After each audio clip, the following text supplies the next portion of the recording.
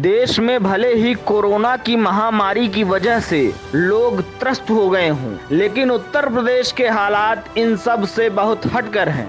उत्तर प्रदेश के अस्पतालों में ऑक्सीजन की कमी से भले ही मरीजों की मौत हो जाए, लेकिन शराब की कमी जनाब आपको यहाँ महसूस नहीं होने वाली है। एक तरफ उत्तर प्रदेश के मुख्यमंत्री योगी आदित्यनाथ कोरोना को रोकने के लिए मीटिंग पर मीटिंग करने में व्यस्त हैं, वहीं दूसरी तरफ जिलों के डीएम शराब की दुकानों को खुलवाने में लगातार लगे हुए हैं। लखनऊ में अब भी शराब की दुकानें बंद हैं, लेकिन ज्यादातर जिलों में शराब की दुकानें खुली हैं। इन दुकानों पर उमड़ी भीड़ कोरोना प्रोटोकॉल का पालन नहीं कर रही है। लोग झोला भर भर कर शराब खरीद रहे हैं। ऐसे में ये भीड़ कोरोना संक्रमण का सुपर स्प्रेडर नहीं बनेगी तो इसे और क्या समझा जाए। ये आलम तब है जब राज्य में जहरीली शराब पीने से अंबेडकर नगर, आजमगढ़ और बदायूं में 24 लोगों की मौत हो चुकी है। दरअसल में शराब विक्रेता वेलफेयर एसोसिएशन ने पिछले दिनों सरकार से कोरोना कर्फ्यू के चलते बंद पड़ी दुकानों को खोलने की मांग की थी। दुकानें बंद होने से कई जिलों में जहरीली शराब की तस्करी भी बढ़ गई थी।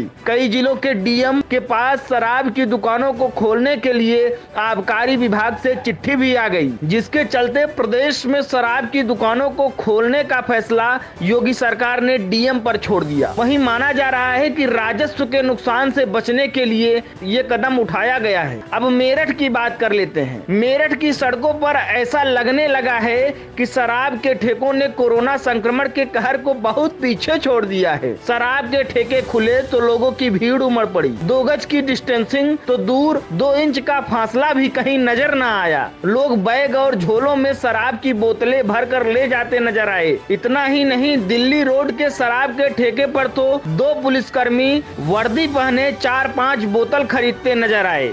अब झांसी की बात कर लेते हैं। यहाँ दुकानें खुलने से पहले ही लंबी लंबी कतारें लग गईं। झांसी में डीएम साहब ने दुकानों को खोलने की इजाजत दे दी। इसके बाद तय समय से पहले ही दुकानों के बाहर शराब के शौकीनों की कतार भी नजर आने लगी। जिले में देसी विदेशी शराब और बियर की 374 दुकानें हैं। कोरोना कर्फ्यू के चलते इन सभी दुकानों के शटर बंद कर दिए गए थे। इस दरमियान शराब की कालाबाजारी भी खूब हुई और नकली शराब के कारोबारियों ने भी आपदा को अवसर में बदलने में कोई कोर-कसर नहीं छोड़ी, जबकि कच्ची शराब का धंधा भी अपने जोर पर था। बदायूं में जहरीली शराब पीने से 4 लोगों के मौत के बाद भी अवैध शराब की बिक्री धड़ल्ले से जारी रही। बदायूं में एक वीडियो वायरल हो रहा है जिसमें देसी शराब का क्वार्टर 140 रुपए में देने की बात कहता एक व्यक्ति नजर आ रहा है। ये वीडियो उसावा थाना क्षेत्र की पुलिस चौकी हडौरा के पास के ठेके के करीब का बताया जा रहा है। यहाँ से हडौरा पुलिस चौकी की दूरी मात्र कुछ कदम पर है। ऐसे में सवाल ये उठता है कि जहाँ सरकार ने लॉकडाउन में शराब की बिक्री पर प्रतिबंध लगा रखा है, वहाँ शराब माफिया खुलेआम सड़क किनारे मोटरसाइकिल से शराब कैसे बेच पा रहे हैं। जिले में हाल ही में जहरीली शराब से 4 लोगों की मौतें भी हो चुकी हैं।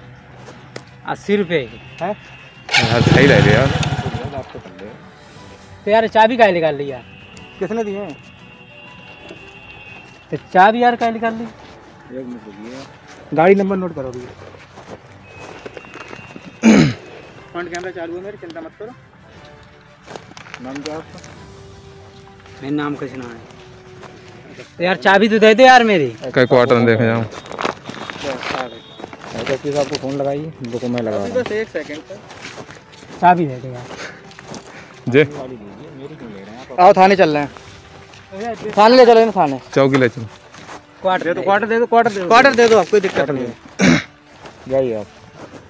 अब चौकी चलो फटाफट।